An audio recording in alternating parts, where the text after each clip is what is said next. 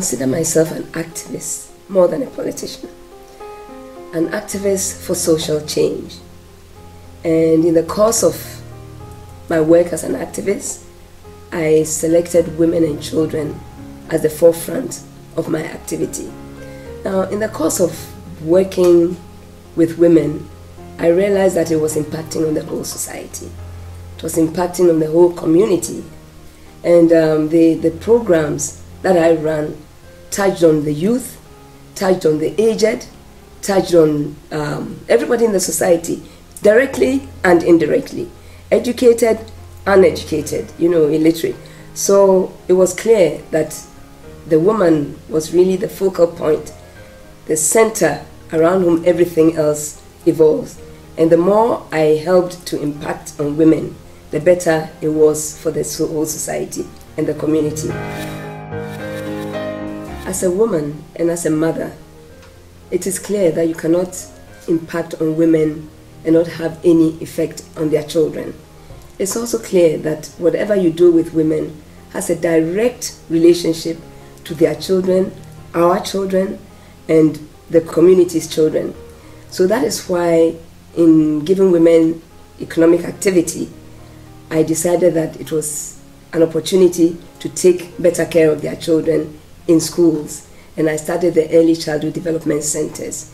this gave us the opportunity, it gave me at least the opportunity to make sure that while these children have been put into a place together, we can actually have the opportunity to give them their vaccinations, their inoculations through the Ministry of Health. We also saw that the issue of their diet, their nutrition could be addressed, because a lot of them were coming to the schools pretty malnourished. So we got nutritionists to give us the correct nutrition to give to these children and make sure that we correct their nutritional imbalances. So we gave them a good meal a day, 1 meal a day, and then a second meal, which was like a snack. And this actually helped to boost their children's activity. It helped to improve on their capacity in learning, and they're even playing with learning methods and so on. And luckily for me, this project, as we went along, was adopted in the 1990s by the government itself. And today, we know that it is being used in all government schools, and it's known as the school feeding program, which is very, very good, because if you give a child a meal a day, but it must be balanced, and it has to be supervised. As an activist, I got involved in several areas, and one particular area that I'd like to mention is the health of the woman. The health of the woman in respect to her, the number of children she would have, in respect to cancers that were attacking women, and yet nobody, was dealing with it in any serious way, in respect to, just general health care and child health care, like maternal and child health.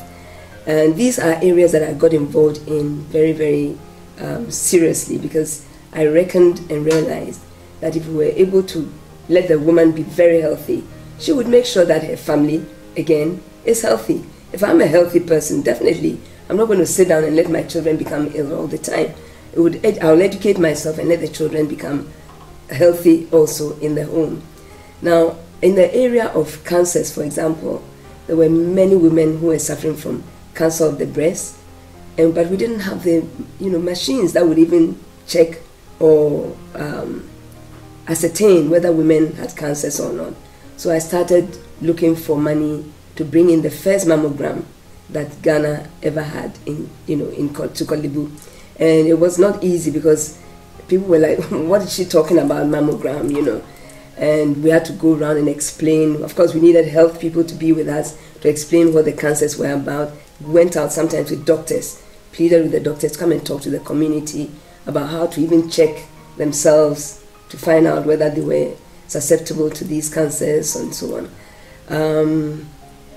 Apart from bringing in the mammogram, we also made sure that we educated the woman that it's not the number of children you have that makes you a good woman. It's the healthy children you have, your own health, and the health of your family. That is that is key. And because that is key, you have to make sure that you space your children and you don't have more than you can physically, economically, and socially look after. So we encourage the women to sort of space their children out using the UNFPA program, that is the United Nations Population for Agency program, and just educate them extensively about the dangers of having multiple children every year or every 2 years, for maybe having 10 children, for example. The effect it has on the woman, the life-threatening situation that we women go through. All these were things that we actually educated the women on. And it helped the women to also have a mindset to say that, okay, now we know that we don't have to have so many children because the medical system is getting a little better. Our children will stay alive. We go to work on our economic activity. We have the children somewhere else being taken care of. We have health nurses coming in, community nurses to look after them, to make sure that if the child is not well, they are there to take care of the child and so on and so forth. So the health thing became like a component of the women's movement, the women's empowerment movement that I was actively working on. Going back to education, even as we're looking at the young children, our children, going into early childhood development centers and so on. We also realized that a lot of the women that we were working with did not have any education at all. So we introduced a non-formal way of educating them. And this non-formal educational program, which we used the Ministry of Education for, in the long run became a national program, which the nation called the non-formal educational program.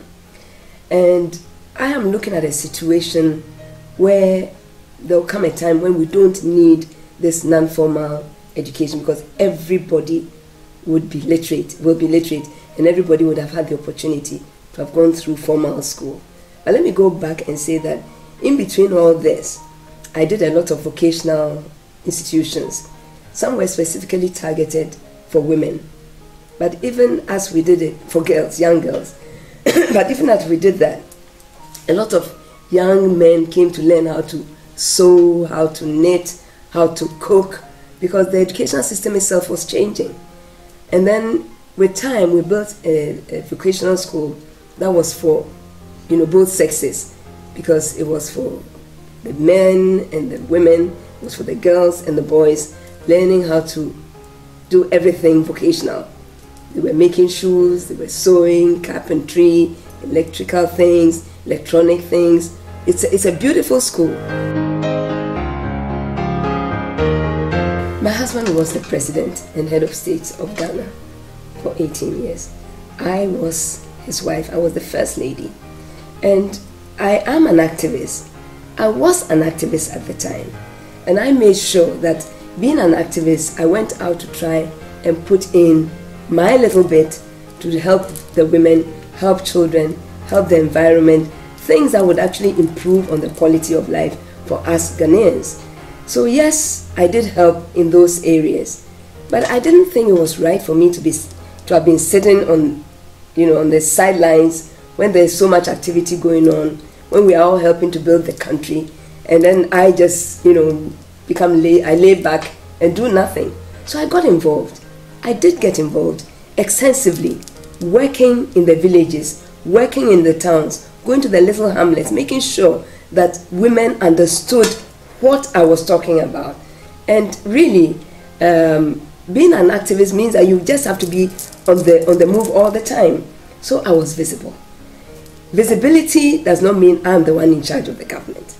My visibility was more from what I did as an activist to support this country, to let the women understand that they are the engine through whom the community will actually, evolve or move. And if I couldn't do my little bit to help, then what was my use as a first lady? I disagree with this perception. First of all, we've had a lot of women, formidable women, in the Gold Coast, in Ghana, and even before the Gold Coast was itself determined, of women who have worked passionately, have worked assiduously to help to improve the communities and so on. Formidable women who, up to today, we remember. Names like Ya Santua, Nefertiti in Egypt, and other formidable women, many women. But I think that for anybody to actually say it's not time for a woman, look around the world. Look at around the world today. Places where you would think women could never be, women are. So I am looking at a situation where women in Ghana are more than 51% of the population. We say that we have, reached a certain level of development. We say that we have infrastructure. We say that we are doing a lot of things to open the eyes of people, if I may put it that way. And yet we are asking, why a woman when we are more than 51% of the population?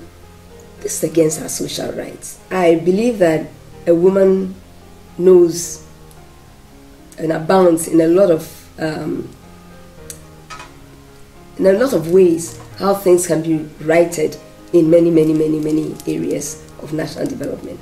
I also think that anybody who will say it's not time for a woman, I don't think is really serious about it, because they must know that women are formidable, women are good when it comes to policies, women are serious when they are given opportunities to work on programs. Women don't deviate and get diverted, by other things. They concentrate on what they want to do.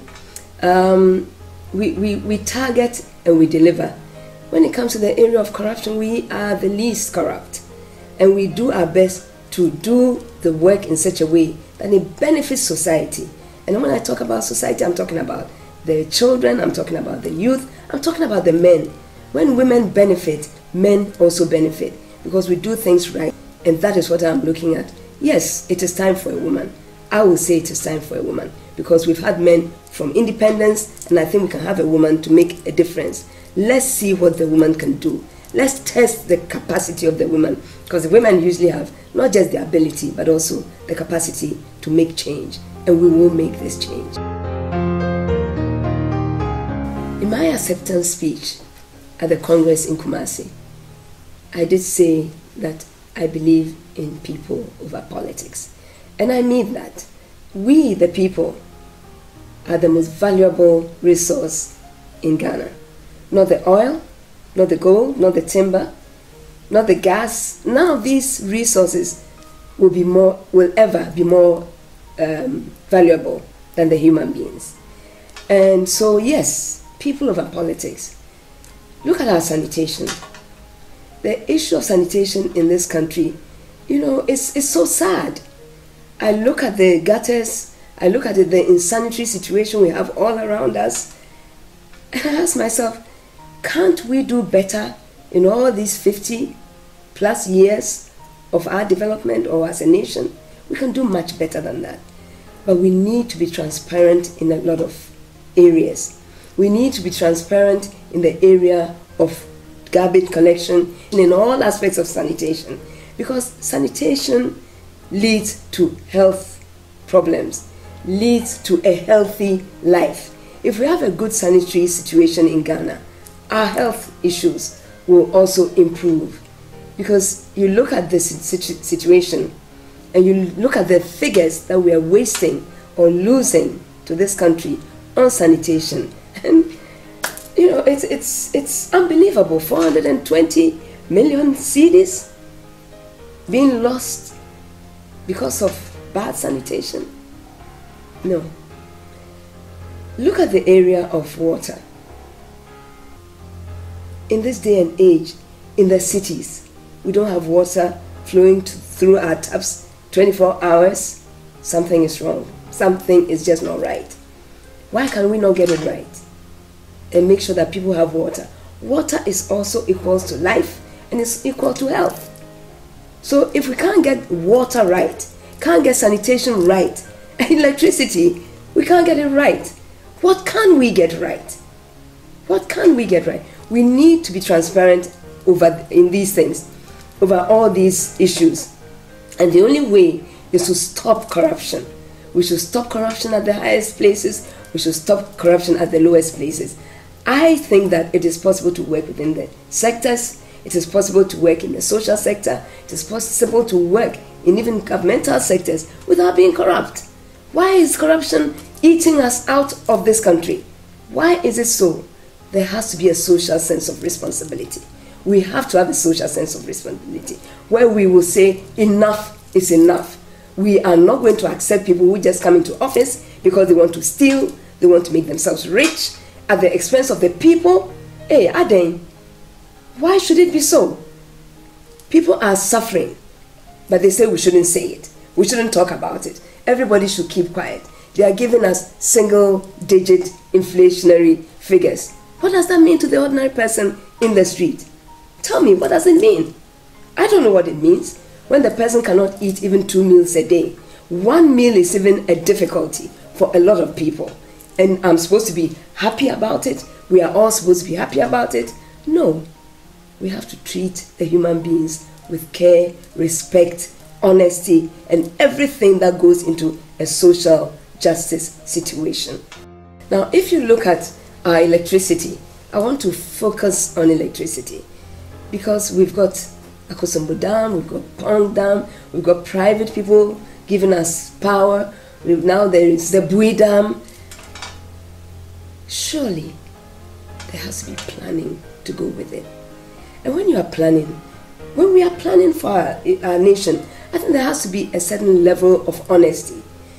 And with the electricity going on and off, how do we expect companies to run? How do we expect institutions to run? How can we as individuals plan our lives? It's almost impossible because they don't even tell you that it's going off today, it's going off tomorrow. There's no planning. Or are they taking the human beings in this country for granted? They're taking the people for granted. I think we should always have people over politics. And we should not politic with people's lives. You get into office, it is because of the people you are there. It's not because of your politics, where you get in there after you've gotten a vote and you do what you want. No, it is because of the people. Let us use every means to make the resource of this country the people, not anybody else. We, the people, must be the ones that should be over the politicking that has been going on in the last few years.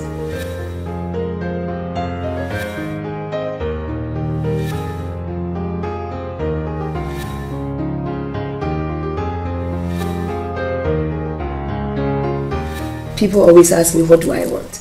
A den a mehwehwe. Ade a mehwehwe no e dooso. Mehwehwe bibia be ma oman no agina wo yi. Oman na tumpon. Na Ghana fo afa won tuma pa efra. Me pese me hu se akola bia wo bibia oye. Akola bia wo school dem. Wo ma akọ school awie so no, they have something that they are doing. Won betimi agina wa ka se me ye Ghana me papa na me wo bibia me ye. I want to see every young person who comes out of the university being given an opportunity to become an entrepreneur. I want an opportunity for that person to say, yes, I went to school, yes, I qualified as, but today I am an entrepreneur for this nation. I've employed 3-4 people that I can say I have given jobs to. I want to see a situation where our hospitals are places where you go to get well, not where you go to die.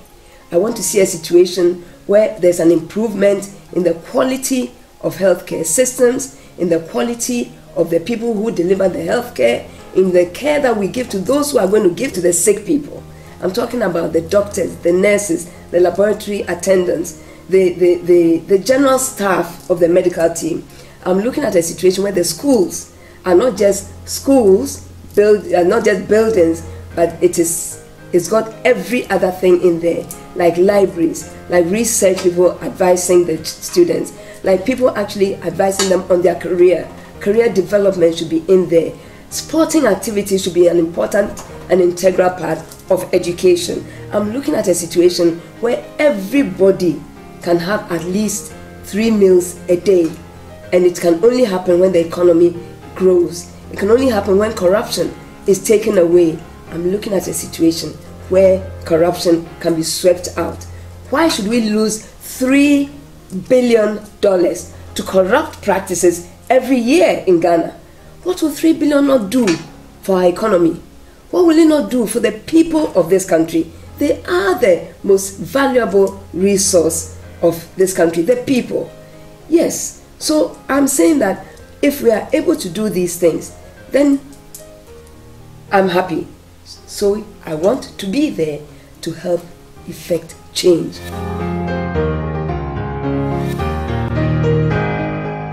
This is 2012. This is the 21st century. Countries are reaching for the best. Why should we, Ghanaians, settle for the better? We want the best. This is what I want. This is what I want. The best.